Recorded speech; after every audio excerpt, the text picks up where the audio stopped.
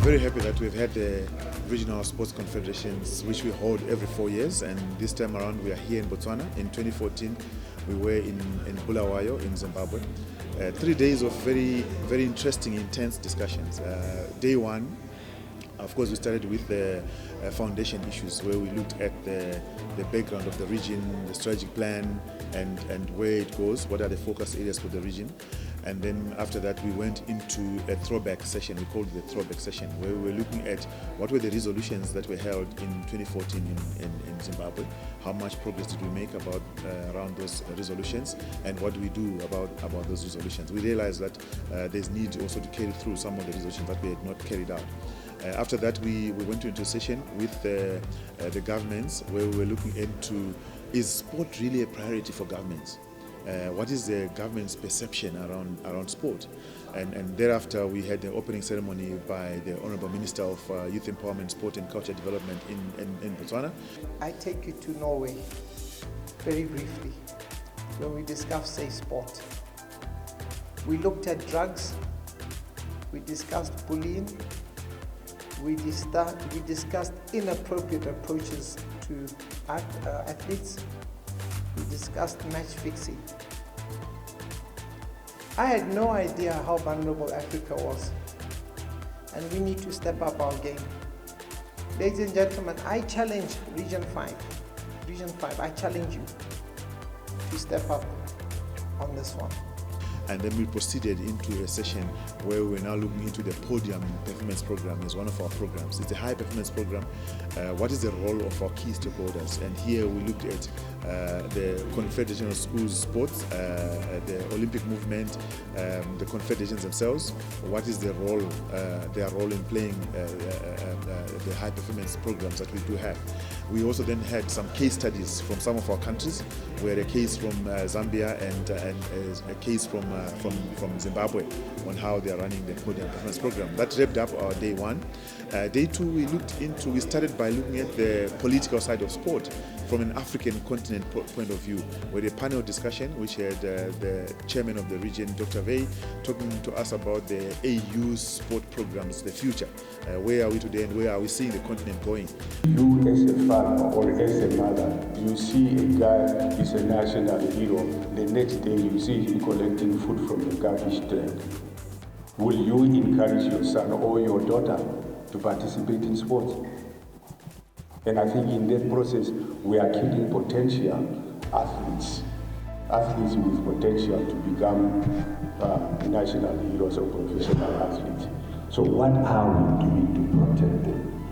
I am suggesting that I think we should take a resolution that if any athlete sign a professional contract, we have to change our national sports policy. We have to change our National Sports Act, that if any athlete signs a professional contract, a certain percentage of that money should be taken and put like in an insurance company, like a pension fund. And when they go on retirement, they reach a certain age, then they can access them. In there was also the president of the Olympic movement, the Confederation of Southern Africa National Olympic Committees, Re Kositsele, who was looking into the future of the Olympic movement in sport. And the CEO of the region, I had to make a presentation on the region's future. Where do we see the region in the new millennium? Before we then had discussions after that plenary session. And after that session, then we moved into a session where we were now looking into the programs of the region themselves. What are the programs of the region, and what role do all the confederations play in driving these programs going forward?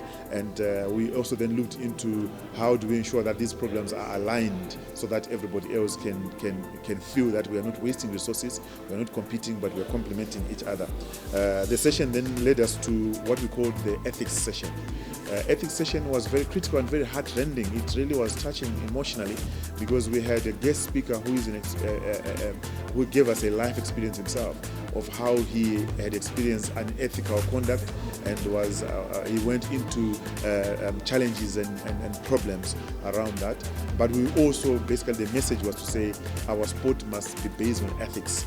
as part of our value system, and how do we ensure that as a region all our players do provide sport with a face, sport that is ethical, and sport that can be able to provide the hope for our young people going forward.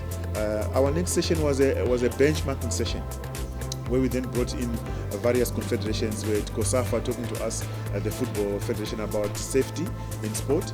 We did have judo talking to us about the Judo for Life, and we had tennis talking to us about the high performance program that they have. Day 3 basically is a day where we started the day looking into a whole aspect of our games as one of our biggest programs. It's a benchmark for us. We're looking into 3 aspects. Number 1, what is Lesotho 2020 doing in preparing the games? Number 2, what were the views of the people in our previous games in Lesotho? And number 3, how do we take these games to a higher level? This is what we then did, and we asked the groups to break that down and say, how do they see, what role do they see themselves playing in taking the games higher than that? The next session on the last day was a commercialization session, where we have business and commerce saying to us, how do we package this product to make it more commercially viable?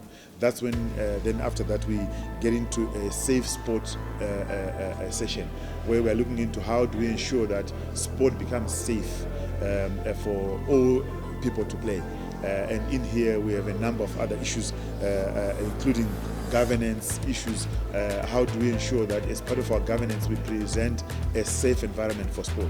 So we'll be talking as well about fundamentals of good governance, and at the end of the day create a toolkit or a lens that we'll use as a checklist for our governance before we then wrap it up with our ICT. So that makes up the Confederations Forum, and that's basically why we've been here for the last 3 days. The region is alive. The region has got programs. The region has got aspirations. The region has got a history. The region has got the people and the resources. They appeal to the ministers, to the corporate sector, to the confederations and all the stakeholders, the Olympic movement and everybody, is that let's make Africa the Africa that we want. Let's make this region the region that we want. This is for us, by us, and for our young people.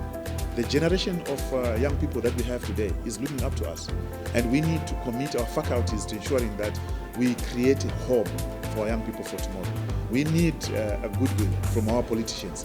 We need resources and harnessing of our collaborations between our confederations to ensure that the international world looks at us not as subservient people that comply to certain standards, but people that set our own standards that we want to define our future and make what our region is supposed to be.